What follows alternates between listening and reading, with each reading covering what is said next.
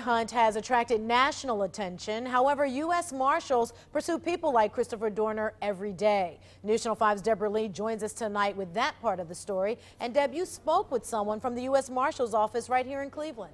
That's absolutely right. Pete Elliott told me that he was hoping that this would have a peaceful ending tonight in California, but he said this kind of manhunt often ends very tragically.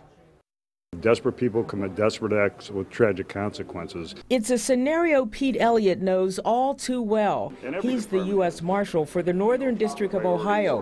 When I spoke with him this evening, his law enforcement colleagues out in California had just surrounded a mountain cabin where they believed former L.A. police officer Christopher Dorner was holed up.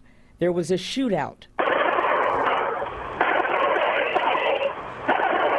Two police officers were hit, one of them died. It's always difficult going after somebody that has the same training that we have, but I think it's even more difficult going after somebody that is desperate. Elliott says the Marshal Service pursues desperate fugitives like Dorner every day, desperate and a danger to citizens and to law enforcement officers involved in the manhunt. He's a very difficult individual to pin down. In addition to his police training, Dorner was in the military, perhaps adding to the difficulties officers have had pursuing him. How do you weed these folks out and know that you've got a loose cannon like this on a police force? Well, it's very, very difficult. You know, law enforcement does its best to weed those type of individuals out, but sometimes people slip through the cracks.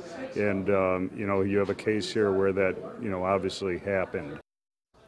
Now, U.S. Marshal Elliott was very clear that he didn't know all of the particulars of the Dorner manhunt, but he said this was definitely a case where you had desperate individuals committing desperate acts with tragic consequences.